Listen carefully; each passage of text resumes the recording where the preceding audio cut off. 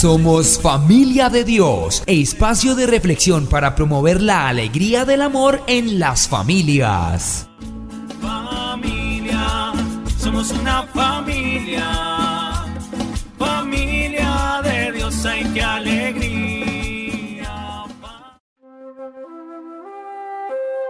Cada 1 de noviembre celebramos la fiesta de Todos los Santos, que nos recuerda la gran dignidad de lo que significa ser persona y el sentido definitivo del proyecto de Dios sobre el hombre y la mujer, que es compartir con nosotros el misterio de su propia santidad. La santidad no es un privilegio de pocos, es el deber de todos. Sed pues perfectos como perfecto es vuestro Padre Celestial, se nos dice en Mateo 5:48. Por lo tanto, es deber nuestro alcanzar la santidad a través de la obediencia y la práctica, centradas en la palabra de Dios. En este tiempo, ¿qué podemos hacer para llegar a ser santos? Si queremos llegar a ser santos, por lo menos debemos ser practicantes del ayuno, saber perdonar, ser conscientes del poder que tiene la oración, huir de todo tipo de tentaciones, practicar la justicia y evitar la santificación de lo que son los deseos de la carne. Visto de esta manera, es posible que haya entre nosotros muchos santos anónimos, personas que llevan una vida tranquila centrada en el mensaje de Cristo. En la Iglesia Católica, concretamente, los individuos se convierten en santos a través de un proceso llamado canonización, que se surte en 4 pasos y que a grandes rasgos se desarrolla de la siguiente manera. Primero, el obispo diocesano y el postulador de la causa solicitan iniciar el proceso presentando un informe sobre la vida y las virtudes de la persona. Si la Santa Sede no encuentra objeción alguna, expide un decreto nihil obstat con el que el obispo diocesano dicta el decreto de introducción de la causa y así el postulado es ahora siervo de Dios.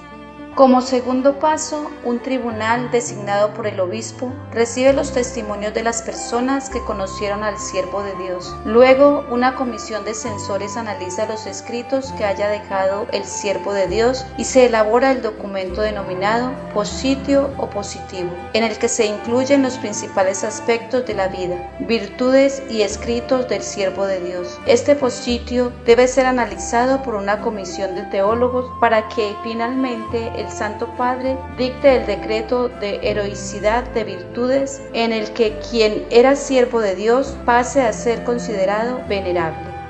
En el tercer paso, se muestra a la comunidad venerable como un modelo de vida. Después, se examina un presunto milagro que se deberá atestiguar como un hecho que va más allá de la ciencia. Todos los antecedentes y los juicios del Congreso de Teólogos son estudiados y comunicados por un cardenal para ordenar la confección del decreto correspondiente para ser sometido a la aprobación del Santo Padre. Si el Santo Padre lo aprueba, se determinará la fecha de la ceremonia litúrgica en la que se declarará beato al antes venerable. Finalmente, en el cuarto paso, se da la aprobación de un segundo milagro, que debe haber sucedido después de la beatificación. Cumplido esto, se aprueba el decreto de canonización que se da a conocer por el Consorcio Ordinario Público a todos los cardenales de la Iglesia y determina la fecha de la canonización, en la que se declara santo al beato. Los invitamos a escuchar un nuevo episodio de Somos Familia de Dios, un seriado que dedicaremos a los santos, y para eso me permito dejar planteada una pregunta que muchos nos hacemos. ¿Es posible ser santos en el siglo XXI?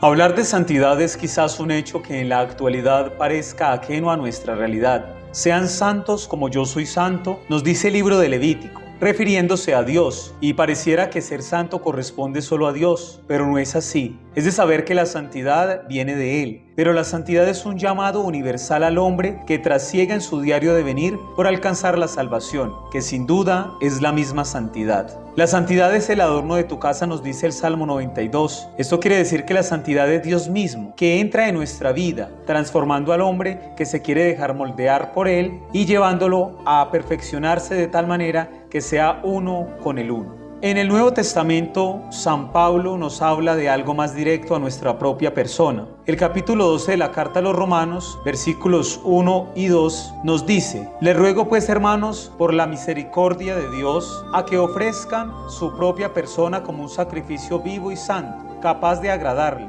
Este culto conviene a criaturas que tienen juicio. No sigan la corriente del mundo en que vivimos, sino más bien transfórmense a partir de una renovación interior. Así sabrán distinguir cuál es la voluntad de Dios, lo que es bueno, lo que agrada, lo que es perfecto. Este texto sin duda reúne lo que llamaríamos la vocación a la santidad, que es dejarlo todo por el todo. En palabras más, Dios ha tenido misericordia de cada uno de nosotros. Es menester nuestro corresponder con amor a su ternura y cuidado. Pero, ¿cómo hacemos eso? Primero, en la fe del mismo Cristo que se humanó. Segundo, en nuestra libertad de ser hijos de Dios. Y tercero, en el ofrecimiento de nosotros mismos, con lo que tenemos, con nuestros bienes y deficiencias, haciendo de nuestra vida un culto agradable al Padre. San Pablo nos dice que no sigamos la corriente del mundo en que vivimos, es decir, vayamos en contracorriente del paganismo, del pecado, esforcémonos por alcanzar la meta. Pero, ¿qué se necesita? Se necesita cambiar nuestra forma de pensar, nuestro obrar, pidiendo la acción sanadora del Espíritu, para que nos ayude a discernir lo que es bueno, lo que agrada, lo perfecto. Se necesita humildad para reconocernos necesitados de la gracia. Se necesita vaciarse para llenarse de Dios. En síntesis, para ser santos necesitamos a Dios.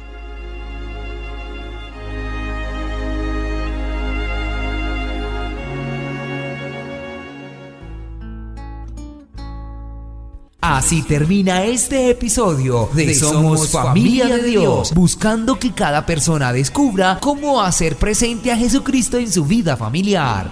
Familia, somos una familia, familia de Dios, ay qué alegría.